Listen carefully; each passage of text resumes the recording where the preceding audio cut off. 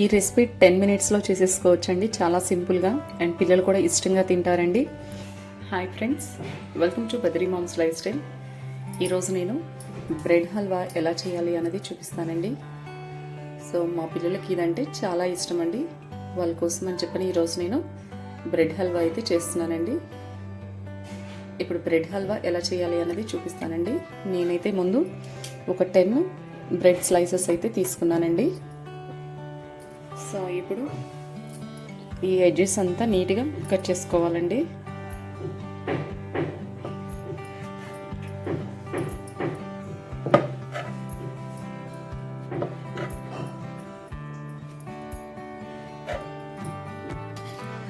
ఈ విధంగా కట్ చేసుకొని ఇలా 4 పీసెస్ చేసుకోవాలండి.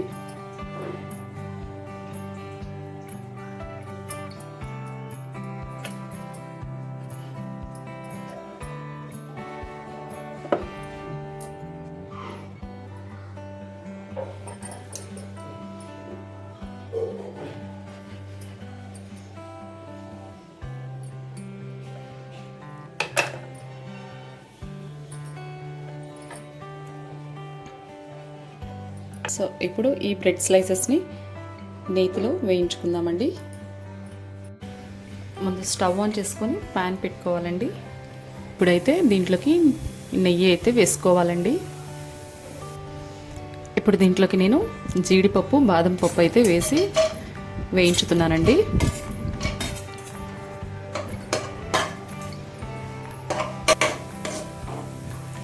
దీంట్లోకి కిస్మిస్ కూడా వేసుకొని వేపుకోవాలండి.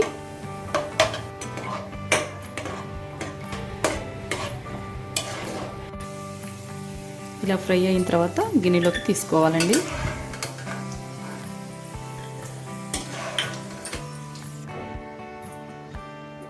ఇప్పుడు ఇదే బాండీలోకి బ్రెడ్ స్లైసెస్ వేసి మీడియం ఫ్లేమ్లో పెట్టుకొని వేపుకోవాలండి.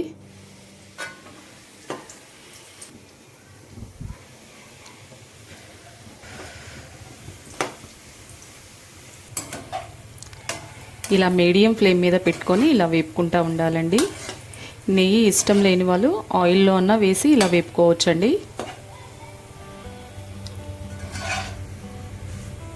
ఇవి కొంచెం బ్రౌన్ కలర్ అయ్యే వరకు ఇలా ఫ్రై చేసుకుంటూ ఉండాలండి.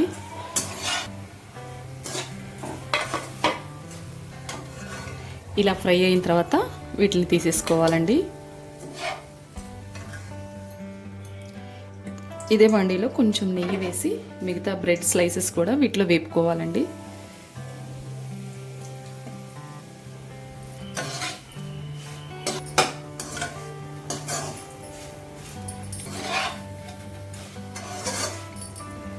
సో ఇలా ఫ్రై అయిన తర్వాత ఇవి కూడా తీసేసుకోవాలండి.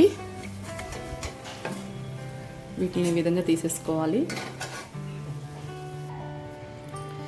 నెక్స్ట్ ఇదే బాండీలో నేనైతే మీడియం సైజు 1 గ్లాసు పంచదార అయితే వేస్తున్నానండి. ఏ గ్లాస్తో అయితే పంచదార వేసామో అదే గ్లాస్తో వాటర్ అనేది పోసుకోవాలండి. వేసిన తర్వాత ఇలా కలుపుకోవాలి. ఇప్పుడు దీంట్లోకి దంచి పెట్టుకున్న ఇలాచీని కూడా వేసుకోవాలండి.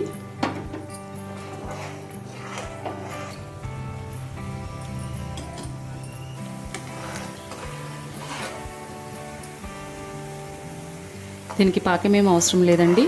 మనం ఇలా చేతితో పట్టుకున్నప్పుడు ఇది మన చేతికి ఇలా స్టిక్కీగా అంటుకున్నట్లుంటే సరిపోతుందండి.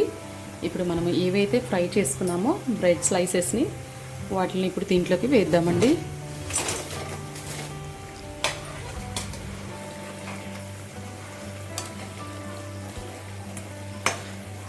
సో ఇలా వేసిన తర్వాత ఇలా కలుపుకోవాలండి.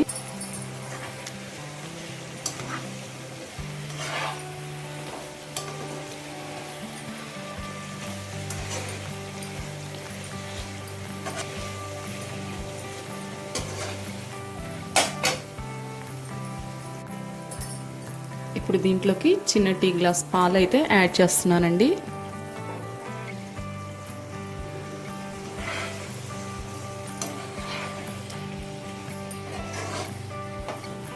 ఇలా యాడ్ చేసి ఇలా కలుపుకోవాలండి.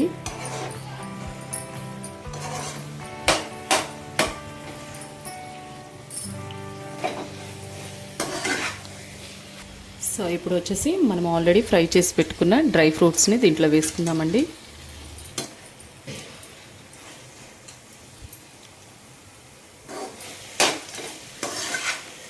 ఇదా కలిపేసుకొని ఇప్పుడు స్టవ్ ఆఫ్ చేసేసుకోవటమేనండి. ఇప్పుడు స్టవ్ ఆఫ్ చేసుకొని దీన్ని ఒక బౌల్లోకి తీసుకుందామండి.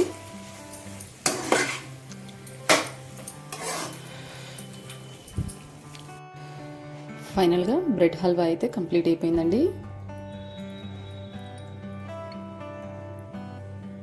సో టేస్ట్ ఎలా ఉందో చూసి చెప్తానండి.